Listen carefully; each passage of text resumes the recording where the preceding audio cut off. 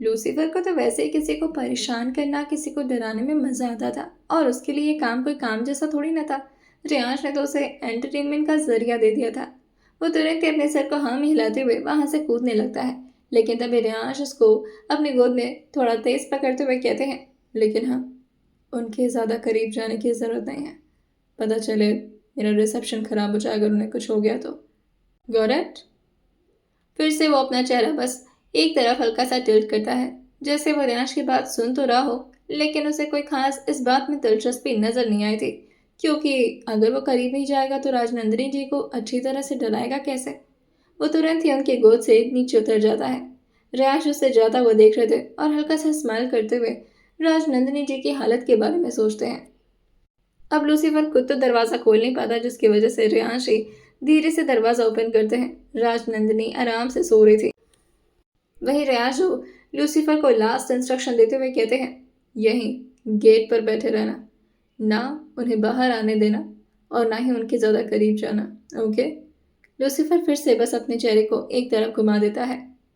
अगली सुबह अग्निहोत्री मेंशन में इस वक्त काफ़ी भीड़ इकट्ठा हो गई थी, रेयांश के हिसाब से, क्योंकि उनके मेंबर से 2 लोग एक्स्ट्रा बढ़ चुके थे और आज तो और भी ज़्यादा भीड़ बढ़ने वाली थी, और रेयांश को ये सब बहुत ही फ्रस्ट्रेटिंग लगता था। जिया जो धीरे धीरे अपनी आंखें खोलती है और अपनी आंखों को अपने हाथों से मलते हुए जैसे उसकी पूरी आंख खुली थी, वो देखती है कि रेयांश अभी काउच पर बैठकर अपना काम कर रहे थे। जिया उनकी हालत को देखकर समझते हुए कहती है, आप रात भर सोए नहीं क्या? करते हुए रेयांश जो अपने लैपटॉप पर ही कुछ देखते हुए कहते हैं, काम करना था।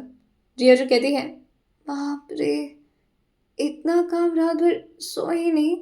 रेयांश जो कहते हैं, हाँ वैसे भी आज मुझे ऑफिस निकलना है, कुछ एक्स्ट्रा काम है, फिर बहुत सारे लोग ऑफिस से अपॉइंटमेंट ले रहे हैं, मिलने भी जाना पड़ेगा मुझे। जिया जो कहती है, आप किसी से मिलने जाएंगे? रेयांश जो कहते हैं, मैं ऑफिस जाऊंगा, वो लोग मुझसे मिलने आएंगे, और वैसे भी रेयांश अग्निहोत्री किसी से मिलने नहीं जाता। जिया जब अपने बाल को ठीक करते हुए कहती हैं, ओह या, आपके आगे पीछे तो पूरी दुनिया घूमती है ना? रेयांश कहते हैं, मेरी दुनिया तो तुम हो, और तुम्हें अपने आगे पीछे घुमाना है मुझे। अभी जिया बेड से खड़ी हो रही थी कि तभी बाहर से कोई दरवाज़ा नॉक करता है।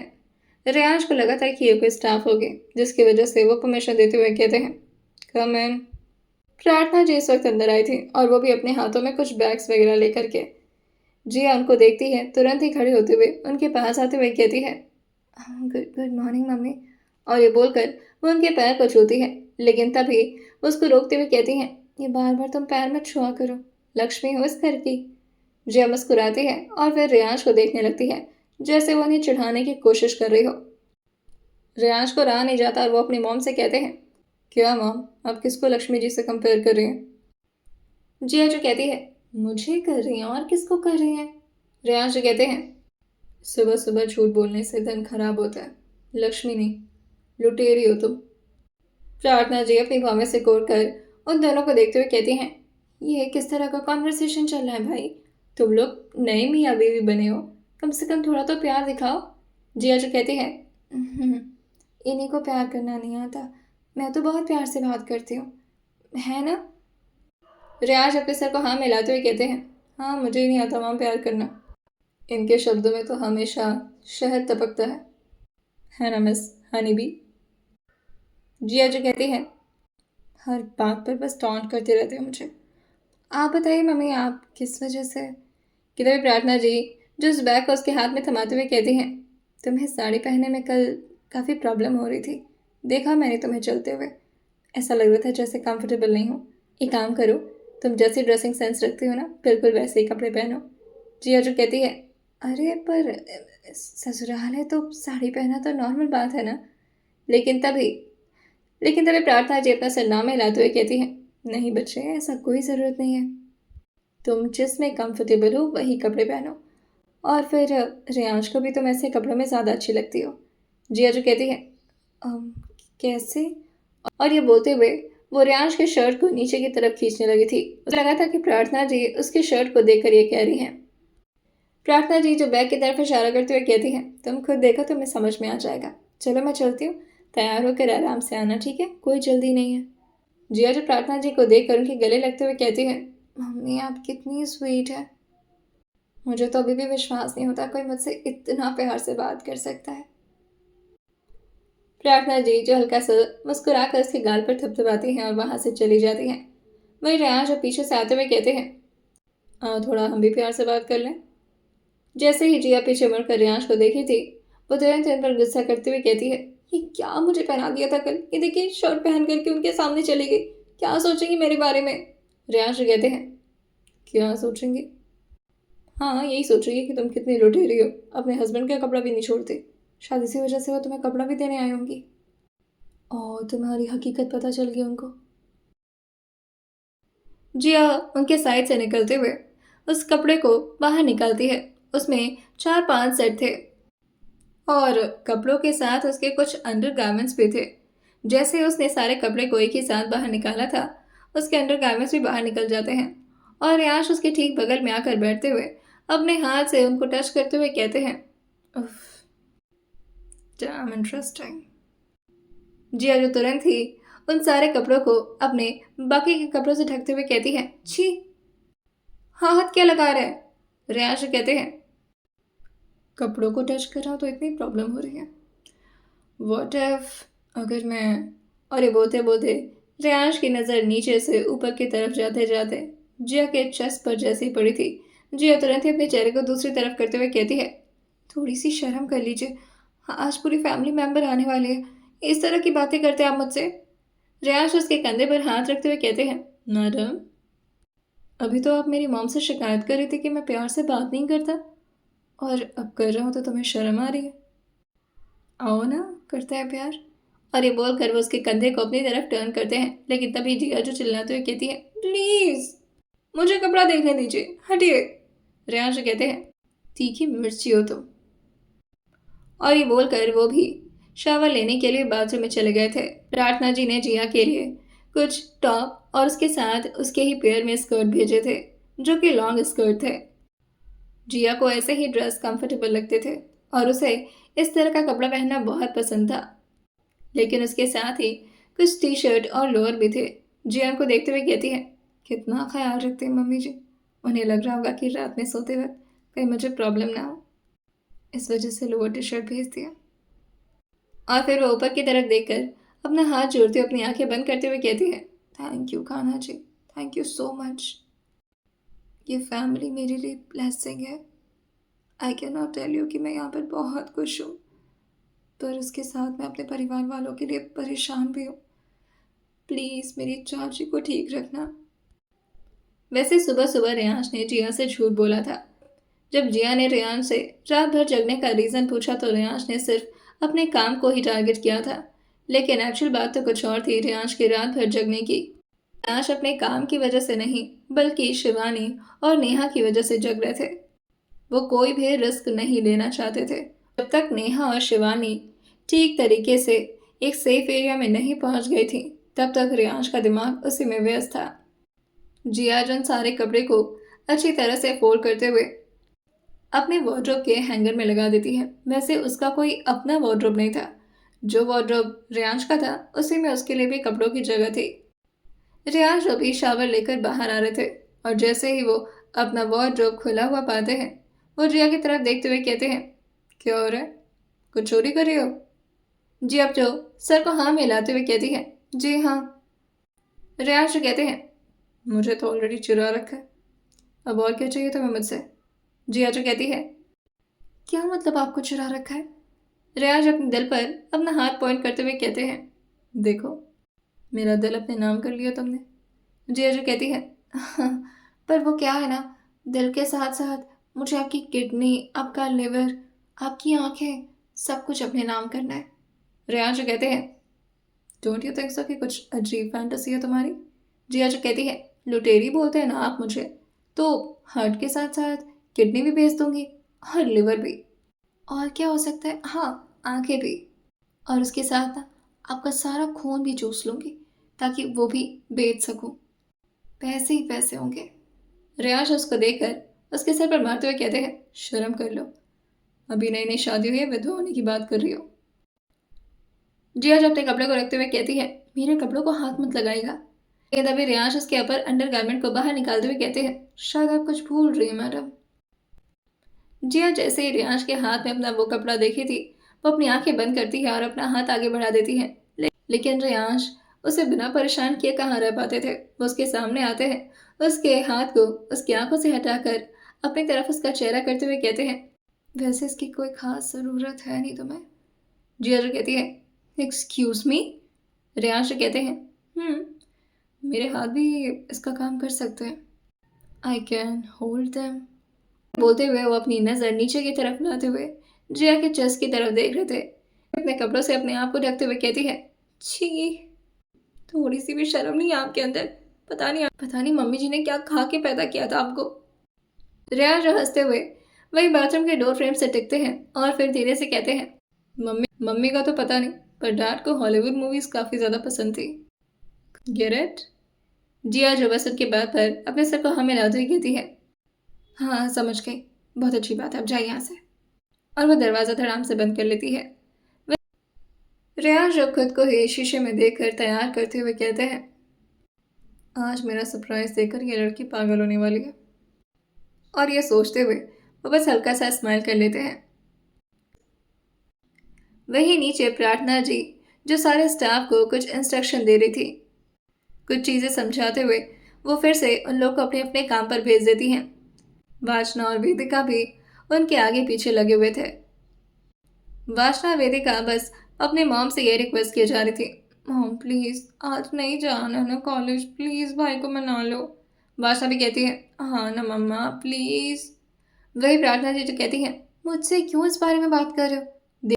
देखो, तुम्हारे पढ़ाई का डिपार्टमेंट, तुम्हारे फाइनेंशियल इशू का डिपार्टमेंट तुम्हारे भाई संभालते हैं, तो तुम जाकर के उनसे बात करो। वही वेदिका जो कहती है, अगर भाई से बात करना होता तो फिर आपसे क्यों बात करते? प्लीज़ मॉम, मुझे पता है वो नहीं मानेंगे। प्रार्थना जी जो कहती हैं, अच्छा ठीक है, वैसे भी आज सब लोग आ रहे हैं, पूरी फैमिली आ रही है, तुम लोग का घर पे रहना ठीक होगा, मैं बात कर लूँगी उससे। वासना जो जोर से अपनी मॉम को गले लगाते हुए कहती है, ओ मॉम यू सो स्वीट। वही वेदिका को साइड में खड़ा देख करके प्रार्थना जी अपना दूसरा हाथ भी फैलाते हैं और उसको अपने पास बुला लेती हैं। वैसे वेदिका के लिए ये काफ़ी रेयर मोमेंट था, लेकिन वो इससे भी काफ़ी एंजॉय करती है। और तीनों लोग एक दूसरे को भी हक कर ही रहे थे कि तभी बाहर से जितेंद्र जी जो आते हुए कहते हैं, क्या बात है भाई, दोनों बेटियों में बहुत प्यार उमड़ रहा है। प्रार्थना जी उन दोनों से अलग होते हुए कहती हैं, बेटियां हैं, अब उन्हीं पर प्यार उमड़ेगा ना। जितेंद्र जी जो अपने शर्ट के कॉलर को ठीक करते हैं और अपने शर्ट के स्लीव्स को हल्का सा ऊपर की तरफ फोल्ड करते हुए कहते हैं, क्यों, हम में क्या बुराई है, थोड़ा प्यार हम पर भी लुटा दे। वहीं पीछे से दो लोग जो उनकी बात पर वाह वाह करते हुए अंदर आ रहे थे, क्या बात है, क्या बात है, मजा आ गया, चाचा जी मतलब इतने रोमांटिक। वही दूसरा लड़का जो कहता है, अरे उम्र ढल गई लेकिन रोमांस नहीं कम हुआ। प्रार्थना जी जो उन दोनों लड़कों की बात पर हल्का सा झेप जाती हैं और हल्का सा मुस्कुराते हुए कहती हैं, हाँ गए तुम दोनों बदमाश। जितेंद्र जी जो दोनों के कंधे पर हाथ रखते हुए अंदर की तरफ आते हुए कहते हैं, आ गए ये दोनों नालायक। वही प्रार्थना जी आगे पीछे देखते हुए कहती हैं, अरे पर बहुएं कहाँ हैं? उसमें से एक लड़का जिसका नाम दर्शन था, वो उनका पैर छूते हुए कहता है, चाची वो शाम तक आ जाएगी। वही प्रार्थना जी जो दूसरे लड़के को देखते हुए कहती हैं, और वीर, मृदुल कहाँ रह गई? वीर जो उनके पैरों की तरफ झुकते हुए कहता है, आ बेना छोटी माँ, क्या आप नहीं चाहती कि आपका ये प्यारा बेटा कुछ चंद टाइम के लिए चैन की सांस ले? वो दूर है तो ही अच्छा है, और आशीर्वाद दीजिए कि शाम तक उसे संभालने की दोबारा से हिम्मत आ जाए मुझ में। जितेंद्र जी जो दोनों के कान पकड़ते हुए कहते हैं, अभी कुछ साल भी नहीं हुए तुम्हारी शादी को, अभी से इतनी बातें शुरू कर दी है, वो भी अपनी बीवियों के खिलाफ। और फिर वो उन दोनों के कान को छोड़ते हुए प्रार्थना जी के बगल में आते हैं और उनके कंधे पर धीरे से हाथ रखकर उन्हें अपने करीब खींचते हुए कहते हैं, और हमारी तरफ देखो, 32 साल हो गए शादी को, लेकिन अभी भी कितना प्यार है हम दोनों में। प्रार्थना जी जो उनकी गाल को खींचते हुए कहती हैं, बहुत प्यार है, इतना कि अगर मैं बोलूंगी कि लेफ्ट जाना है तो ये राइट जाएंगे, अगर मैं सुबह बोलूंगी तो ये शाम बोलेंगे, मेरी एक बात पर एग्री नहीं करते, लेकिन बहुत रोमांस है अंदर। अरे क्या खाक फायदा है ऐसे रोमांस का। वही दर्शन और वही दर्शन और वीर जो एक दूसरे के कंधे पर हाथ रखते हुए कहते हैं, छोड़ो, इन दोनों को दोबारा शुरू हो गया। वासना और वेदिका भी वहीं पर खड़ी थी। दर्शन और वीर जो कि उन दोनों से मिलते हुए कहते हैं, और बहनों क्या हालचाल, पढ़ाई तो ठीक से चल रही है ना? वेदिका तो इस बात पर बस अपने सर को हाँ मिला देती है, लेकिन तभी वासना जो अपनी कमर पर हाथ रखते हुए कहती है, पहले ये बताओ, रक्षाबंधन के टाइम पर गायब क्यों हो गए थे दोनों के दोनों? ताकि पैसा ना देना पड़े, कंजूस आत्मा। दर्शन जो उसके बाल को खींचते हुए कहता है, अरे यार बड़ा हो तुझसे, थोड़ी तो इज्जत कर ले। वासना जो कहती है, बोल तो रही हूँ, आप दोनों कहाँ थे, ये थोड़ी ना बोली हो तुम दोनों कहाँ थे। इससे ज्यादा इज्जत की एक्सपेक्टेशन मुझसे मत करिएगा आप दोनों। आने दो भाभी को, मृदुल भाभी को तो स्पेशली मैं कंप्लेन लगाऊंगी। वीर भाई। वीर जो वेदिका के साइड में आते हुए कहता है, भाई एक काम करते हैं, तू इसको रख, मैं इसको रखता हूँ। आज से वेदिका मेरी बहन है, वासना से मेरा कोई लेना देना नहीं है। कितना बोलती है ये। अरे बहन हो तो वेदिका जैसी, देखो कितनी भोली मासूम प्यारी सी। लेकिन तभी वेदिका जो कहती है, लेकिन ये बात गलत तो है। आपको पता है कि रेयांश भाई उस वक्त दुबई में थे, तीनों में से कोई भी हमसे राखी बंधवाने नहीं आया, बहुत बुरा लगा हमें। दर्शन जो हंसते हुए कहता है, हो गया, अरे बहनें होती ही ऐसी हैं, इसमें से कोई भी अच्छा बच्चा नहीं है, दोनों को संभालना पड़ेगा। लेकिन तभी वीर जो कहता है, अच्छा वैसे ये दोनों बहनों को तो फिर भी संभाल लेंगे, वो गधा नालायक बेवकूफ गौरव कहाँ है? वासना जो कहती है, आराम से खर्राटे मारकर सो रहा होगा। वही वो गधा नालायक बेवकूफ गौरव जो कि ब्लैंक के अंदर अपने कान पर फोन लगाया हुआ था। गुड मॉर्निंग ना यार, ऐसे तो नहीं बोलो, थोड़ा लेट हो गया उठने में, क्या करूं, मुझे आदत नहीं है ना, लेकिन तुम्हारे लिए देखो मैं सुबह सुबह उठा। आई लव, नहीं यार ऐसा नहीं, आई लव यू जान, मैं किसी और से क्यों बात करूँगा ना मेरा बाबू। अच्छा अच्छा सुनो, ब्रेकफास्ट किया तुमने? कि तभी पीछे से उसका आवाज़ आती है, नहीं, सुबह के 7 बजे कोई ब्रेकफास्ट नहीं करता, और इतनी भुक्कड़ तो नहीं होगी तुम्हारी तरह। जैसे ही उसे किसी और लड़की की आवाज़ सुनाई दी थी, वो पीछे मुड़कर देखता है तो उसके ऊपर से ब्लैंकेट हट चुका था और चारों तरफ उसे लोग घेर कर खड़े थे, वेदिका, वासना, दर्शन और वीर। वही उसकी गर्लफ्रेंड जो चिल्लाते हुए कहती है, ये किस लड़की की आवाज़ आई है दूसरी तरफ से? जस्ट टेल मी गौरव, तुम किस लड़की के साथ हो? वही वासना जो फोन पर चिल्लाते हुए कहती है, पहले ये बताओ आप कौन से नंबर वाली भाभी हो? दूसरी तरफ से उसकी गर्लफ्रेंड जो कहती है, कौन से नंबर वाली का क्या मतलब है? वासना जो कहती है, अरे मतलब प्रिया भाभी या सोनी भाभी या इश्ता भाभी, अब कहीं आप आरू, क्या नाम था उनका, आरू करके कुछ था ना। वही दूसरी तरफ से आवाज आती है, व्हाट, इतनी सारी गर्लफ्रेंड्स? वासना जो कहती है, नहीं नहीं अभी तो बहुत सारी हैं, प्रभा, सोनी, और क्या था, शुक्ति। वैसे आपका नाम क्या है? वो चिल्लाते हुए कहती है, बाहर में जाओ, और ये बोलकर वो फोन काट देती। वासना जो हंसते हुए कहती है, ये कैसा नाम है, बाहर में जाओ, मैंने ऐसा यूनिक नाम कभी नहीं सुना भाई। वह गौरव जो कहा जाने वाली नजर से अपनी बड़ी बड़ी आंखें करके वासना को घूर रहा था कि तभी वासना जो वेदिका को सामने ले आती है और खुद उसके पीछे होकर के धीरे से गौरव को झांकते हुए कहती है, गुड मॉर्निंग। गौरव जो गुस्से में बेड पर अपना फोन पटकता है और तुरंत ही वासना के पीछे पीछे दौड़ जाता है। वासना भी अब बाहर की तरफ भाग गई थी और पूरे बड़े से मेंशन में यहाँ पर अफरा तफरी मच चुकी थी, क्योंकि गौरव के पीछे पीछे दर्शन और वीर और उसके साथ वेदिका भी भाग रही थी। गौरव जी चिल्लाते हुए कहता है, आज नहीं छोड़ूंगा मैं तुझे, कलेशी है तू। बस झगड़ा लगवाना कोई किससे सीखे यार, इतनी मेहनत से उसके चक्कर में सुबह सुबह उठ करके गुड मॉर्निंग विश करता हूँ उसको, और ये कि मुझे फिर से सिंगल कर दी। रुक तू, मेरी 2 गर्लफ्रेंड को और भी तूने ऐसे ही भगाया था। वही वासना जो हंसते हुए कहती है, हाँ तो आपकी गर्लफ्रेंड ही ऐसी होती है, बाहर में जाओ। अब ऐसी यूनिक यूनिक गर्लफ्रेंड को अगर आप ढूंढ कर लाओगे तो मुझे तो भगाना पड़ेगा ना, क्योंकि मैं ऐसी भाभी तो बिल्कुल नहीं चाहती, कैसे बोलूंगी मैं उन्हें भाभी। और ये बोल करके वो डाइनिंग हॉल में आ गई थी। वहीं एक तरफ करके पूरी डाइनिंग टेबल का चक्कर लगाने लगे थे। गौरव जो राइट से उसके पास जाता तो वासना भी राइट तरफ से घूमना शुरू कर देती, और जैसे ही गौरव पलटता वासना भी पलट जाती। गौरव बहुत ज्यादा फ्रस्ट्रेट होते हुए 2-3 स्पून निकालते हुए कहता है, आज मैं इस स्पून से तेरी बहुत पिटाई करने वाला हूँ, रुक जा तो कहाँ भागेगी। और ये बोल करके वो अब डाइनिंग टेबल पर ही चढ़ चुका था। सारे स्टाफ उन दोनों की लड़ाई को देख करके एंजॉय कर रहे थे। लेकिन तभी दर्शन जो उसके सामने आते हुए कहता है, बस बहुत हो गया। एक तो उन्हें रक्षाबंधन का गिफ्ट नहीं दिया, बेचारी प्यारी सी बहन को इस तरह से कोई मारता है। गौरव जो अपने भाई को साइड करते हुए कहता है, आपको पता है कितना मुश्किल लगता है गर्लफ्रेंड पटाना, और ये लड़की की मेरी सारी गर्लफ्रेंड को भगाते जा रही है। तेरे तो बाल नहीं छोड़ूंगा मैं, आज ना तेरे सारे बाल काटने वाला, रुक तू। लेकिन दर्शन जो उसके बाजू को पकड़ते हुए कहते हैं, कहीं नहीं जा रहा है तो सुधर जा। लेकिन गौरव कहाँ किसी की बात मानने वाला था। वो तुरंत ही अपना हाल छुड़ाता है और फिर से वासना के पीछे भागना शुरू करता है।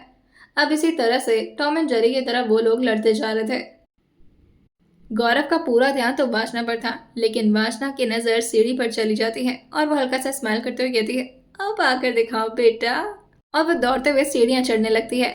गौरव भी बिना ऊपर की तरफ देखे बस सीढ़ियों पर अपना ध्यान लगा करके उसके पीछे पीछे दौड़ ही रहा था। लेकिन तभी अचानक से वासना जो एक लंबे चौड़े शख्स के पीछे छुपते हुए कहती है, भाई प्लीज बचा लो, ये मुझे मारने के लिए आ रहे सुबह सुबह। गौरव का ध्यान इस वक्त सिर्फ सीढ़ियों के स्टेप पर था, ना कि सामने। जैसे उसे सामने कुछ हुए वार्निंग टोन में कहता है, आज तो रुक बेटा, आज तो मैं। और उसने अपने हाथ में 1-2 स्पून और उसके साथ 2 फोक भी ले रखे थे, और गलती से वो सारे स्पून और फोक को वो वासना को नहीं बल्कि रियांश को शो कर रहा था। और शायद वो रियांश को उस स्पून और उस फोक से डराने की कोशिश कर रहा था। लेकिन जैसे ही वो रियांश को देखता है, उसके कदम एकदम से पीछे की तरफ जाते हैं और बस वो नीचे गिरने वाला होता है, लेकिन रियांश उसके हाथ को पकड़ लेते हैं। लेकिन अभी भी वो उसी एंगल में पड़ा हुआ था। रियांश ने उसे ठीक से खड़ा नहीं किया था। उसके हाथ से सारा स्पून नीचे की तरफ गिर जाता है। प्रार्थना जी और जितेंद्र जो आपस में बात करते हुए थोड़ा दूर जा चुके थे, और इसी वजह से यहाँ पर क्या चल रहा है ये उन्हें सुनाई नहीं दे रहा था। दर्शन जो रियांश को देखकर कहता है, रियांश गिर जाएगा, वो ठीक से खड़ा करो। वही वीर भी कहता है, हाँ रियांश ठीक से खड़ा करो, गिर जाएगा वो पीछे। लेकिन रियांश उसको नहीं छोड़ने वाले, उसे ठीक से खड़ा तो बिल्कुल नहीं करने वाले थे। वो उसको देखकर अपनी आँख से उठाते हुए कहते हैं, क्या करने जा रहे थे? गौरव तुरंत ही जल्दी नाम में लाते हुए कहता है, कुछ नहीं भाई, आपको नहीं, वो आपके पीछे छुपी उस टायन को। लेकिन तभी रियांश जो और ज्यादा उसके हाथ को ढील देते हैं, जिससे वो और ज्यादा पीछे की तरफ बेड हो गया था। उसके नीचे लगभग 15 सीढ़ियां थी। अगर वो गिरता तो उसे काफी बुरी तरह से चोट लगती, जिसकी वजह से वो अपना दूसरा हाथ भी ऊपर लाते हुए रियांश के हाथ को पकड़ते हुए कहता है, भाई भाई प्लीज संभाल लो, मैं गिर रहा हूँ, मेरा पैर सरक रहा है। लेकिन रियांश जो अभी भी उसी हालत में उसे खड़ा किए हुए कहते हैं, क्या बोला वासना को? गौरव जी कहता है, कुछ नहीं, प्यारी बहना, बहुत प्यारी बहना। बेचारे की हवा टाइट हो गई थी। रियांश जो धीरे धीरे उसको अपनी तरफ करते हैं और फिर उसे ठीक से खड़ा करते हुए कहते हैं, मेंशन में, लेकिन मैच्योरिटी नाम की कोई चीज़ नहीं है तुम दोनों के अंदर। वही वासना भी उनके पीछे से हटती है और धीरे से अपने चेहरे को नीचे झुका लेती है और फिर कहती है, मैं कुछ नहीं कर रही थी भाई, बस ये मुझे मारने के लिए दौड़ रहा था। रियांश जो वासना की तरफ देखते हुए कहते हैं, वो तो मुझे पता है कि तुम कभी कुछ नहीं करते हो। अब गौरव को थोड़ा सा शय मिल गया था। उसे लगा था कि रियांश तो अब उसकी बहन की अच्छी तरह से क्लास लेंगे, जिसकी वजह से वो रियांश भाई के बगल में आकर खड़े हुए कहता है, वही ना भाई, इसीलिए तो मैं इसे मारने जा रहा था, हमेशा बदमाशी करती रहती है। बस रियांश जो कहते हैं, चलो नीचे। वहीं प्रार्थना और जितेंद्र जी भी उधर आते हुए कहते हैं, क्या चल रहा है भाई, सुबह सुबह इतना शोर। जितेंद्र जी जो प्रार्थना जी को समझाते हुए कहते हैं, अब बच्चे हैं, वो शोर नहीं मचाएंगे तो कौन मचाएगा। रियांश जो अपने पॉकेट में हाथ डाले हुए नीचे की तरफ आते हुए कहते हैं, मुझे तो कोई बच्चा नजर नहीं आ रहा यहाँ पर। और ये बोलते हुए वो दर्शन और वीर को ही देख रहे थे। दर्शन जो उनके सामने आकर कहता है, बड़ा भाई आया है तेरा, थोड़ा सा तो मिल ले। रियांश अपना सर हमें अपनी तिरछी निगाहों से उन्हें देख करके पूरी तरह से इग्नोर करते हुए इस वक्त आकर के हॉल एरिया में बैठ चुके थे। वीर भी कर बैठता है और दर्शन उनके राइट साइड में। रियांश इस वक्त अपने हाथ में मैगजीन्स लिए हुए थे, क्योंकि उन्हें कुछ खबर पढ़नी थी, स्पेशली जयशंकर त्रिपाठी के बारे में। लेकिन दर्शन और वीर उन्हें इतनी आसानी से बैठ करके न्यूज़पेपर तो नहीं पढ़ने देने वाले थे। दर्शन जो उन करते हुए कहता है, तुम्हें पता है संस्कार नाम की एक चीज़ होती है, जब कोई बड़ा आता है तो उसके पैर छूते हैं, पता भी है तुम्हें? वीर जो कहता है, अरे नहीं नहीं, हम तो 3-4 साल ही बड़े हैं ना, लाइक आप 3 साल और मैं 1.5 साल। भाई क्यों पैर छुएगा, है ना रेयांश? हम तो दोस्त जैसे। रेयांश जो एक बार वीर को देखते हैं और फिर एक बार दर्शन को, और फिर उन दोनों को देखकर कहते हैं, रेयांश अग्निहोत्री किसी के सामने नहीं झुकता, सो डोंट एक्सपेक्ट दिस। और सिर्फ उम्र में बड़े हो, कोई महान पुरुष नहीं बन गए हो आप लोग। वही दर्शन और वीर जो अब रेयांश के सामने आ चुके थे और दोनों एक दूसरे के कंधे पर हाथ रखते हुए रेयांश की तरफ देखते हुए कहते हैं, ऐसे सुना है शादी कर लिया छुपे छुपे। रेयांश और मैगजीन को अपने पन्ने को टर्न करते हुए कहते हैं, आप दोनों ने तो शोर मचा करके शादी की थी, कोई फायदा हुआ उसका? दर्शन और वीर एक दूसरे के चेहरे को देखते हुए कहते हैं, क्या जवाब देता है यार ये? वीर जो कहता है, एकदम मुंह सिल जाता है मेरा तो। वहीं अभी यहाँ पर रेयांश, वीर और दर्शन में कॉन्वर्सेशन चल ही रही थी कि तभी पीछे से वासना जो सीढ़ियों की तरफ देखते हुए कहती है, लो जी आ गई हमारी प्यारी सी क्यूट सी भाभी। ये सुनकर रेयांश के चेहरे पर अपने आप ही मुस्कुराहट छा गई थी। जिया के लंबे घने बाल जो कि इस वक्त खुले हुए थे और वो हल्का हल्का रेडिश ब्लैक थे। उसने इस वक्त एक स्लीवलेस टॉप और उसके साथ नीचे लॉन्ग स्कर्ट पहन रखा था।